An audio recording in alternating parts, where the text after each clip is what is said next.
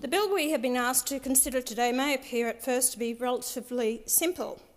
Altering decision-making from a requirement for a unanimous vote to requiring a majority vote does make sense and is in line with accepted practice in most modern democracies.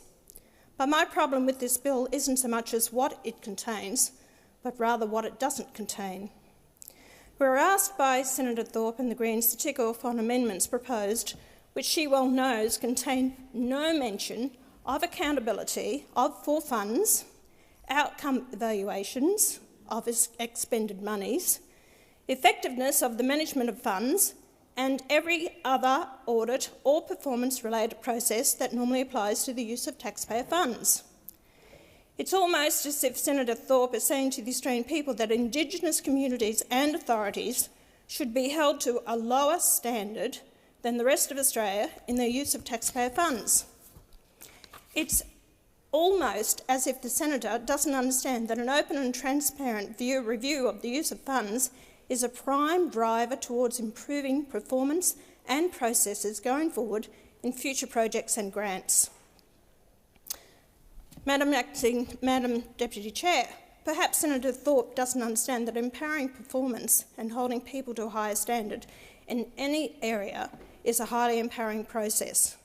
But I'm sure Senator Thorpe and every one of her fellow Greens knows the continuing empowerment of Indigenous groups and communities across the nation, something every right-thinking Australian supports, spells oblivion and total irrelevance for the posturing Greens and their mates in the Indigenous activist industry. Senator Thorpe relishes her moment in the spotlight when she has an opportunity to harp on the theme of perceived Indigenous oppression and constantly label Indigenous Australians as oppressed victims. Never a mention from Senator Thorpe of Indigenous successes that would seriously get in the way of her narrative of centuries of continuing oppression and enslavement. Preach only the negatives, do it relentlessly, and some of it might even stick in uninformed minds as fact. That's our classic tactic of the left that we see every day in this place and across the media. Madam Deputy President, Senator Thorpe and Senator Dodson would have us believe any legislation to do with Indigenous issues is introduced to benefit mining companies. Senator Thorpe calls the $33 billion that went to all Australians, including Indigenous Australians, and a further $6 billion for Indigenous-only issues last year, scraps? Really? Scraps? $39 billion scraps? Senator Thorpe also hides an inconvenient truth when she fails to disclose that as far as back as 2015, native title has been recognised over approximately 2,469,647 square kilometres. That's around 32% of the Australian landmass for around less than 3% of the population.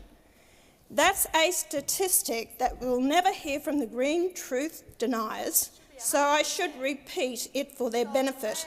Around 32% of the Australian landmass for around 750,000 people who identify as Indigenous.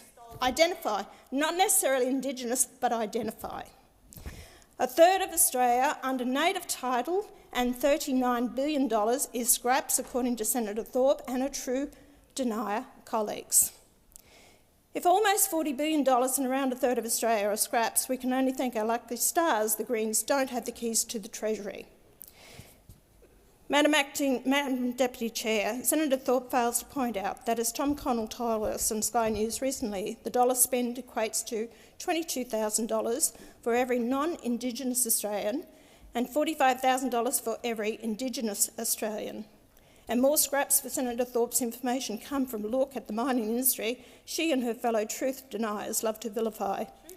Indigenous jobs in the mining industry are around 6,599. That's around 3.9% of the total mining workforce. Over 6,000 jobs in any industry are anything but scraps, and I'm sure those Indigenous employees who take home their pay to their families each week see it that way too.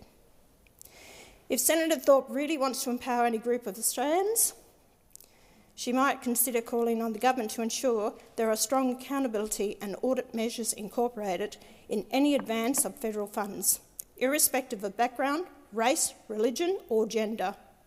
If you want to be seen as empowering a group you represent, irrespective of background, race, religion or gender, to escape the need for federal funding and to create for themselves a sustainable economic future, you may want to consider including in your amendments performance reviews that closely examine how effectively the funds were used. Include how the funds can be better used next time to deliver better outcomes all around. It's called gradual improvement, Senators. 200 years. Madam Deputy President, any bill that comes before us here that goes to perpetuate the victimhood status of any group of Australians has no place. Whether that bill includes such mechanisms or, as is the case here, omits processes that will enhance the lives and futures of that group, we should give it no credibility. Senator Thorpe apparently doesn't even mind misleading the Senate, and I quote her words from Hansard when she told the Senate earlier today, or yesterday, "A nuclear waste dump in South Australia, traditional owners do not consent." Senator Thorpe well knows there's no proposal to locate a nuclear waste dump on native title land in South Australia. But when we let fact and truth get in the way of a rolling agenda aimed at painting a falsehood of permanent oppression, the Greens and Senator Thorpe are a one-act pony when it comes to Indigenous affairs. They seek to label and to perpetuate the myth of permanent victimhood over our Indigenous Australians for their own scurrilous political ends.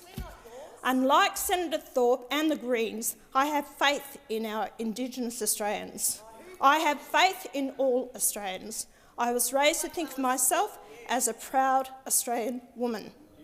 And I also know that by recognising and applauding success, by providing checks and balances, by reviewing and carefully auditing performance, and always seeking to empower and improve, we will prosper as a people and as a nation. Australia is a country of equal opportunity. It's not a country that should ever regard one group more or less equal than another, and it should never be a country that perpetuates victimhood against any group. Notwithstanding my comments, we will support the bill.